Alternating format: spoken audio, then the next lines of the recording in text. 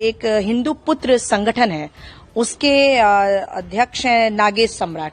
तो इन लोगों जो है कड़ी से कड़ी कार्रवाई करें। लड़का नेतृत्व करे जो सबसे बड़ा कोचिंग चलाता है वो नहीं, जो कोचिंग चलाता है वो नहीं। बीपीएससी को लेकर भारी विरोध प्रदर्शन हो रहा है बिहार में। सर ये सवाल 2025 के पहले मैं पूछ रही हूँ कि अगर आज की तारीख में नीतीश कुमार आपके साथ आ जाते हैं तो आप उनको माफ कर देंगे और साथ सरकार चलाएंगे? दोस्तों, इस वीडियो को पूरा जरूर देखिएगा क्योंकि इस वीडियो में मेरे पास आपके लिए एक नहीं, दो नहीं, तीन नहीं, पूरे के पूरे 4 सबसे बड़ी खबर है। जिसमें सबसे पहली खबर, मनीष कश्यप के दोस्त हिंदू पुत्र संगठन के राष्ट्रीय अध्यक्ष श्री नागेश सम्राट जी पर बड़ी कार्रवाई का मांग हुआ है। नागेश सम्राट जी को जेल भी हो सकता है। मामला क्या है, क्यों कार्रवाई की मांग हो रही है और नागेश सम्राट जी को जेल क्यों होगा, वो बताएंगे। सबसे पहली खबर देंगे। दूसरी खबर देंगे, हमारे जन सुराज के सूत्रधार प्रशांत किशोर जी खान सर पर इनडायरेक्टली रूप से हमला बोल दिए हैं। क्या कुछ बोले हैं वो हम आपको सुनाएंगे, पूरा मामला भी समझाएंगे। तीसरी खबर में आपको देंगे, नीतीश कुमार जी से जब सवाल किया गया कि बीपीएससी के बच्चे प्रोटेस्ट कर रहे हैं, आंदोलन कर रहे हैं, बोलिए नीतीश कुमार जी बोलिए। नीतीश कुमार जी कुछ नहीं बोले, चुपचाप गाड़ी में बैठ गए हैं। हाईलाइट में तो देख ही लिए होंगे, तीसरा खबर देंगे यही है। और चौथा सबसे बड़ी खबर हमारे तेजस्वी यादव जी को लेकर के देंगे। तेजस्वी यादव जी से जब सवाल किया गया कि अगर नीतीश कुमार जी आपके साथ आ जाए तो आप माफ कीजिएगा उनको, क्या उनको आप साथ में रखिएगा, सरकार बनाइएगा? तो तेजस्वी जी जो है बोले ऐसा बात। अरे चलिए ना एकदम शुरुआत करते हैं, चारों बड़ी बड़ी खबर देते हैं। लेकिन उससे पहले नमस्कार, मेरा नाम बिट्टू सिंह है। आप इस वीडियो को द बिट्टू सिंह पर देख रहे होंगे। शुरुआत करते हैं। सबसे पहले बताते हैं मनीष कश्यप जी के दोस्त नागेश सम्राट जी के बारे में। दरअसल मामला एकदम सीधा सीधा है, मामला भी समझा देते हैं, फिर वीडियो क्लिप भी दिखा देते हैं, मामला क्लियर हो जाएगा।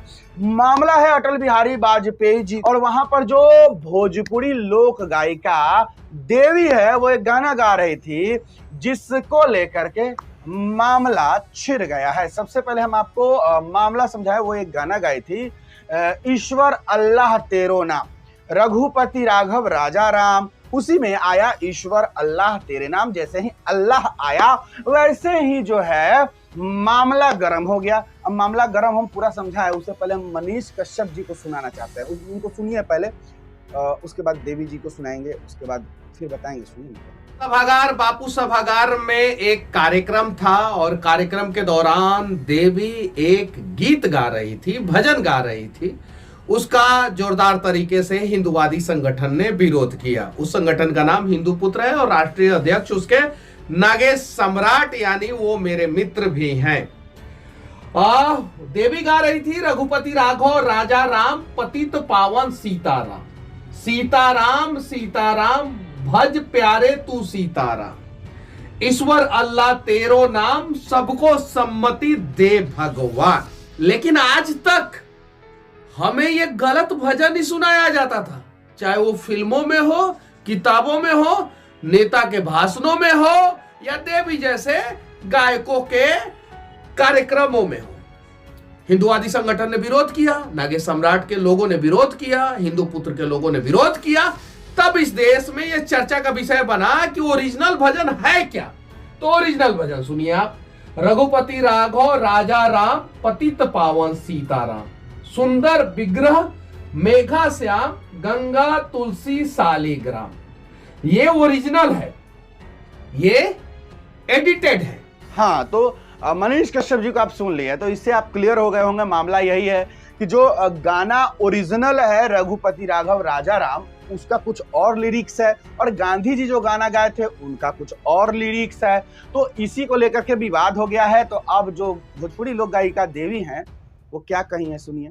और कुछ लोगों ने हल्ला किया।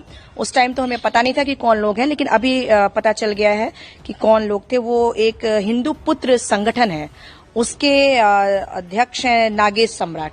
तो इन लोगों का ग्रुप था ये हिंदू पुत्र संगठन। इन लोगों ने ही शोर मचाना शुरू किया जब ये लाइन आई कि ईश्वर अल्लाह तेरो नाम। इस पे उन लोगों ने काफी शोर मचाना शुरू कर दिया। और उसके बाद मंच पे बैठे सारे जो नेतागण थे वो भी हरकत में आए। उन लोगों को भी समझ में नहीं आया कि किस तरह से पब्लिक को हैंडल किया जाए। कुछ लोग मेरे पास आए, उन्होंने कहा कि आप कुछ सॉरी बोलिए, शायद पब्लिक उससे मतलब थोड़ा काम हो जाए। और मुझे भी लगा कि जिस तरह से पब्लिक उग्र हो रही थी, मुझे इस बात का भय लगा कि अब ऐसा ना हो कि इस प्रोग्राम में तोड़फोड़ शुरू हो जाए या मारपीट हो जाए। इसलिए और अश्विनी चौबे जी ने मुझे एक सम्मान के लिए वहां बुलाया था, अटल विशिष्ट सम्मान, जो कि मैंने जस्ट उस भजन गाने से पहले वो मुझे डिप्टी सीएम साहब ने मुझे दिया था।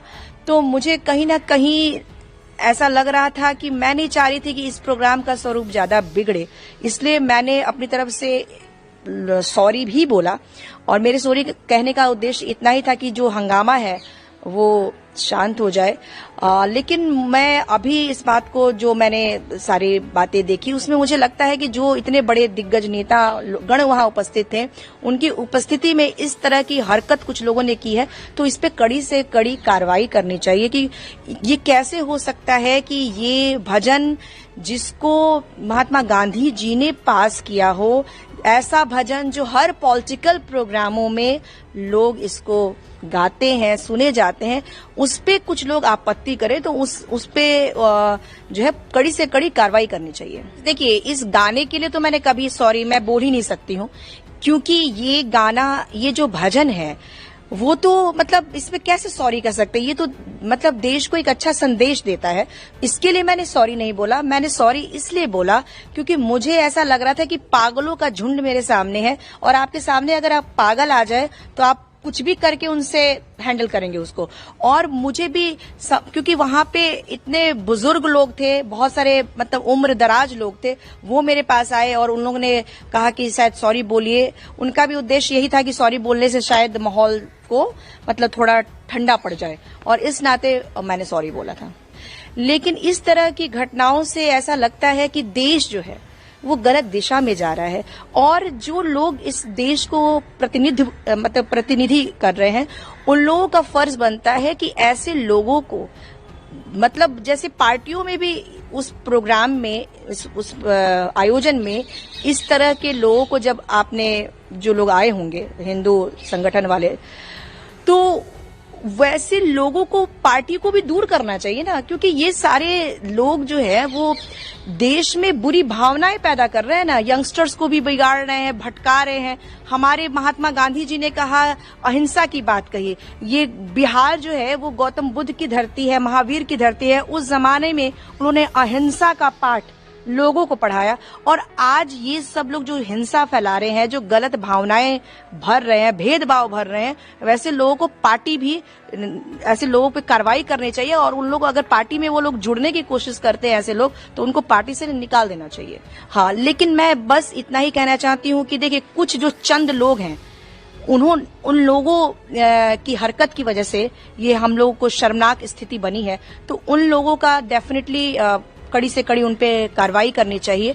और वैसे मैं आप सभी को, सच्चाई यही है कि मेरे चाहने वालों की संख्या बहुत ज्यादा है, और इन 2-4 लोगों के हंगामा करने से या हल्ला मचाने से कुछ ऐसा नहीं है कि मेरे ऊपर कोई असर होने वाला है। बस तो मामला यही है कि भोजपुरी लोक गायिका देवी जो है नागेश सम्राट जी पर एक्शन लेने के लिए बोली है, वो भी इसलिए, और बहुत कुछ बोल दी है, पागल है तो सुन ही लिए। खैर हम क्या ही बोले, जो भी बोले हैं वो तो आप सुन लिए होंगे।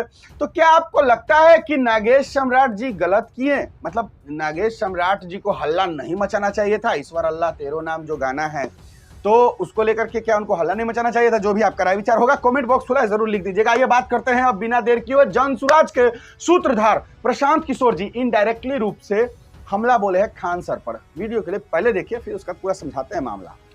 कि भाई, पहली बात कि जो छात्रों का नेतृत्व है वो आपके बीच से ही 5, 7, 10 लड़के करे, एक कमेटी बनाइए, और वो लड़का नेतृत्व करे। जो सबसे बड़ा कोचिंग चलाता है वो नहीं, जो कोचिंग चलाता है वो नहीं।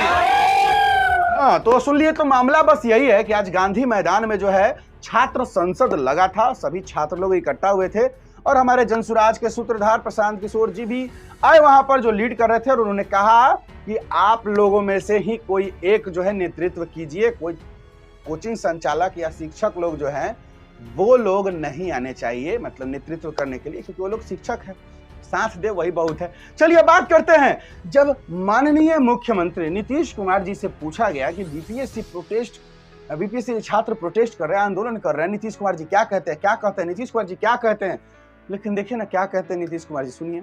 सर बीपीएससी को लेकर भारी विरोध प्रदर्शन हो रहा है बिहार में। सर बीपीएससी को लेकर भारी विरोध प्रदर्शन हो रहा है सर बिहार में। सर बिहार में बीपीएससी को लेकर भारी विरोध प्रदर्शन हो रहा है।